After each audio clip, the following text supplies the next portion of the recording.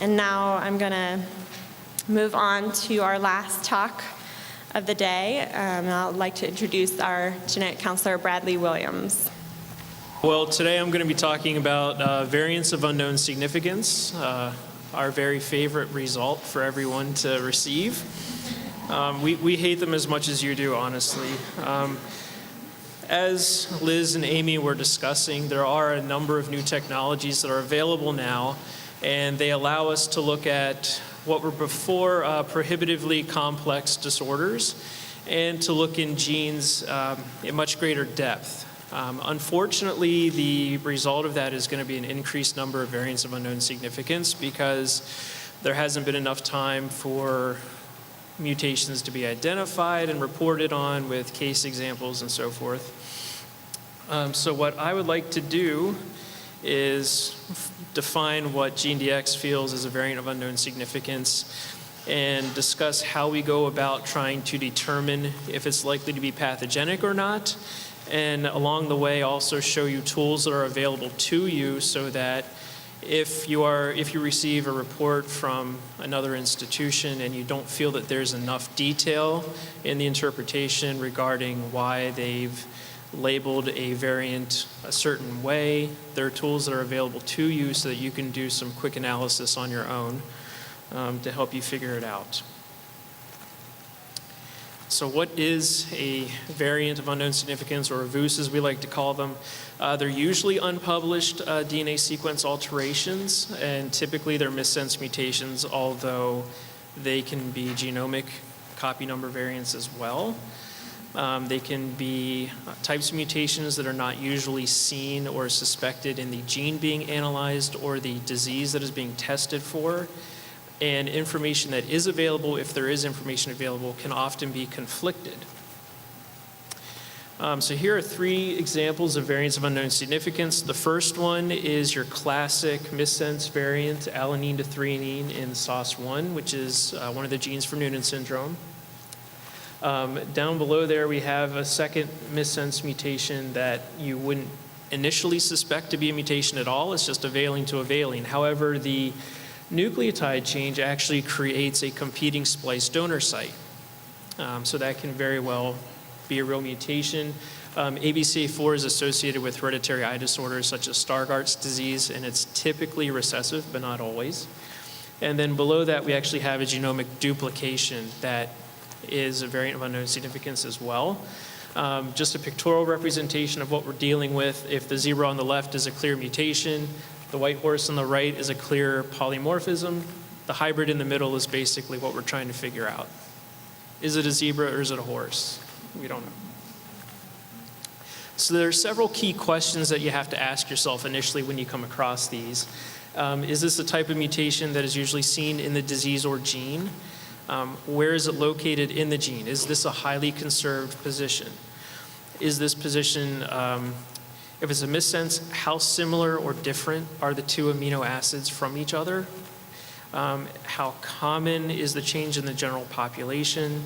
And if it's a genomic change, what genes are present and are any of them known to cause a specific disease? So for our first example, this was not a published missense mutation. However, they're common in SOS1 and Noonan syndrome. It is considered to be non-conservative, and there are published mutations in this region. So it looks like a good candidate for a novel mutation. However, we continue to find it in a proband and a parent. Again, not uncommon for Noonan syndrome, but what was uncommon is that when we got clinical information on the parents, sometimes the parent would have features, sometimes the parent wouldn't have features. So it was really frustrating for us. For this particular example, it was actually published as a polymorphism. Most likely splice prediction models were not run on it. And so our models predicted the creation of a new splice donor site. Splice mutations are seen in ABCA4, and there was a second published mutation identified. But with sequencing, you can't determine the phase of the mutation. So are they on the same allele or are they on separate alleles? We don't know. And for our duplication, well, for starters, it's a duplication. They're usually better tolerated than deletions. It had not been reported previously. The genomic region is reported to vary in copy number in the general population. A gene in the region did produce a similar phenotype, but when it was deleted, not duplicated. Parental samples were not initially submitted, so we didn't have the luxury of comparing this proband to a normal parent. So the first tool I would like to talk about, this is HGMD, Human Gene Mutation Database. You do have to have a license to use it. However, many institutions usually do have a license, or molecular laboratories. So I would check with your institution to see if someone there does have a license for this database. It's really great. You put in the gene that you're interested in, and then it actually breaks down all the types of mutations that have been found. In this case, we selected on missense mutations, and then it lists them as well as the article that it appeared in. It's not a foolproof database. You do have to read the articles to make sure that the information is correct, but it's very helpful. And in this case, you can see in the red box, there were several missense mutations around that 708 position in the SOS1 gene. This is another tool. This is Homologene. This is on the NCBI website, same place where you can get access to OMIM and PubMed. And what you do, again, is you put in the gene that you're interested in, and then there's actually a link where you can get the amino acid sequence of your gene of interest compared, stacked on top of a number of reference sequences from model organisms. And what we can see in our red box, that's our alanine that we are looking at. And it's an alanine all the way down to the sequence there for the common rat. So it's fairly well conserved, but it's not conserved throughout evolution. It's not conserved in Drosophila, for instance. And this is a great tool to use if you're trying to figure out how important a particular amino acid is. If it's conserved enough, even a substitution to a very similar amino acid could very well be disease-causing.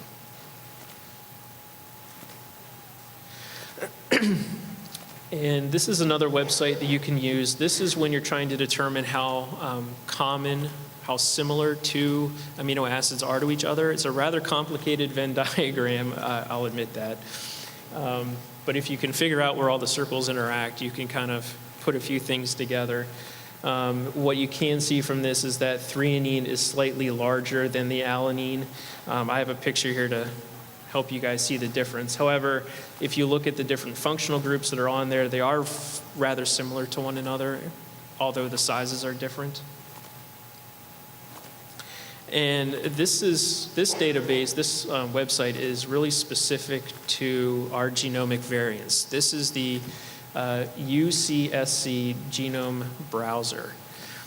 This is available to everybody, and it's really cool. So you, you type in the chromosome that you're interested in, and then you put in the coordinates for the region of the genome that you're looking at. Now the coordinates are usually, or should be, written right after the genomic region that a deletion or duplication is identified in. So on your on the report, it should say, for instance, chromosome 17, 2q.2 to 0.3 del, and it should have the coordinates in there. If you copy and paste those coordinates into the browser, it will then pull up that region of the genome. It'll show you the genes that are there. In red, you can see where there are copy number variants. Excuse me. And so you can really get in there and look for yourself to see what's really there, what could be affected, what genes are the really critical genes in that region. It's a really great tool to use.